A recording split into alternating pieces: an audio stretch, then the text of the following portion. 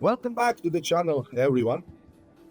Today I am training back, biceps and real delts here at JD Gym Belfast, Northern Ireland, where I live. So the entire workout lasted around 90 minutes. And in this video, I'll take you through every exercise, explain my approach, and share some thoughts on training intensity, exercise selection, and progression. This was a focused hypertrophy workout which combines heavy compound pulling movements for back development with focused isolation work for the biceps and rear delts. I'll be working mostly in 9 to 18 rep range, which is excellent for hypertrophy when the sets are pushed close to the failure. So let's get started. I began the workout with incline dumbbell curls. I did a couple of warm sets with light weight to rush blood into muscle after warm-up. So one of the reasons I like incline dumbbell curls is the stretch they place on the biceps. So sitting back on the incline bench allows the arms to travel slightly behind the body, creating a longer range of motion compared to standard curls. So when performing this, I focus on keeping my shoulders back, avoiding momentum and squeezing hard at the top of every repetition. It's tempting to swing the weights when the set gets difficult, but the real growth stimulus comes from controlling the weight and maintaining tension. After incline curls, I moved on to easy bar curls.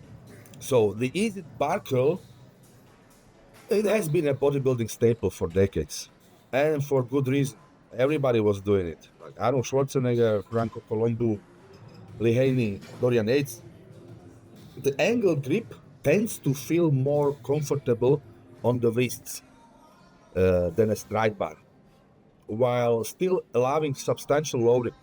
At this point in the workout, my biceps were already pre-fatigued from the incline curls, so every repetition required concentration.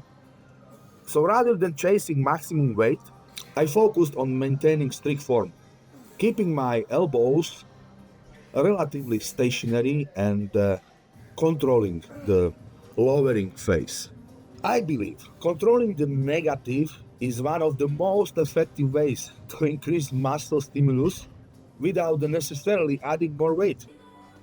So after finishing easy bar curls, I moved to the seated biceps curl machine.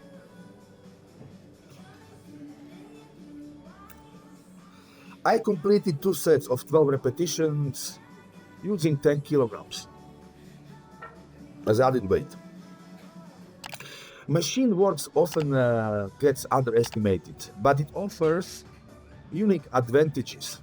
The machine provides constant resistance and stability, allowing me to focus entirely on contracting the biceps. At this stage, my biceps were already carrying significant fatigue, and the machine allowed me to continue training hard without worrying about balance or momentum. So I concentrated on getting a strong contraction at the peak of each repetition and maintaining control throughout the movement. With the direct biceps work completed, it was time to move into the main back training portion of the session. The first back exercise was the Diverging Lat Pulldown. I completed 2 sets. The first set was 14 repetitions with 160 kilograms, and the second was 13 repetitions with 170 kilograms. So again, less reps, more weight. I really enjoyed this machine because of the natural movement pattern it provides. The independent arms allow each side to work through its own path, helping create a strong contraction in the lats. My focus here was driving the elbows down and back rather than simply pulling with the hands. That's a cue that has helped me significantly over the years. Instead of thinking about moving the handle, think about moving your elbows. This often improves lat activation and helps reduce excessive arm involvement. The weights were heavy, but I made sure every repetition remained controlled. This is also why I use wrist straps to help me secure my grip. You can try it as well, but if your grip is strong enough, then, well, just do it without it. The next exercise was the U-bar pull down. For this movement, I completed 2 sets. So the first set was 12 repetitions, and the second was 9 repetitions with the higher weight again. So the U-bar pull down is one of my favorite exercises for developing back thickness and width at the same time. The neutral grip allows for a strong pulling position while remaining comfortable on the shoulders and elbows. As fatigue accumulated from the previous exercises, maintaining proper technique became even more important. I focused on a full stretch at the top and hard contraction at the bottom of the movement. One of the biggest mistakes people make during pull downs is leaning too far backward and turning the movement into some sort of roll. I try to stay relatively upright and let the lats perform the majority of work. By the end of the second set, the intensity was definitely high and the back was fully engaged.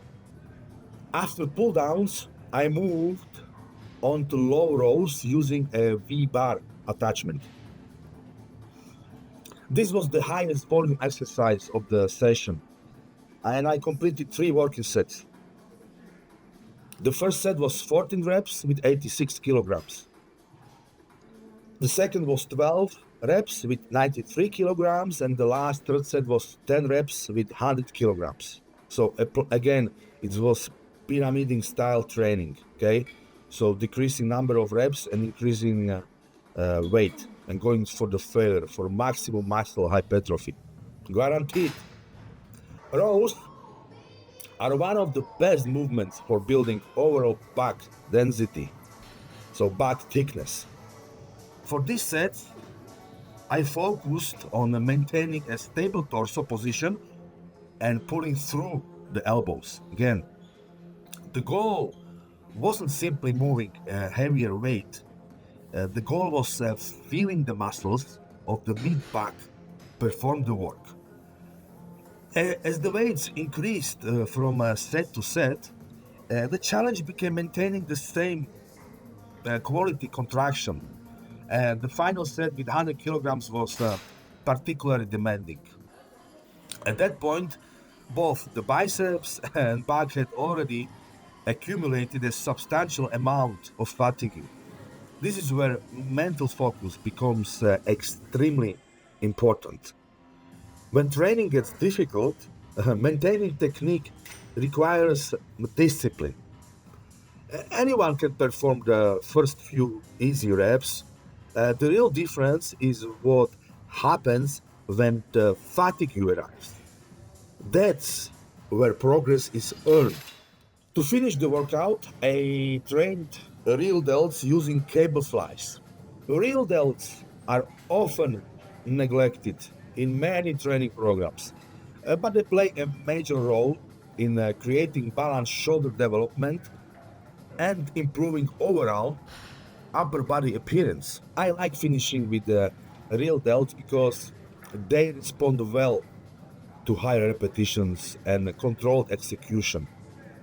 Rather than focusing on heavy weights, I focus on quality contractions and maintaining constant tension. The unilateral version also allows me to focus individually on each side and ensure balanced development. By this point in the workout, I had been training for approximately 90 minutes. The session included a combination of stretch position work, machine exercises, compound pulling movements, and isolation work. Overall, it was a highly productive workout that challenged both the biceps and back from multiple angles. One thing I always try to emphasize is that consistency beats perfection. You don't need a perfect workout every single day. What matters is showing up, applying effort, progressively improving over time, and staying committed to the process. Some days you feel incredibly strong. Other days you feel tired and less motivated. The key is continuing to execute regardless of how you feel. Every productive session builds on the previous one.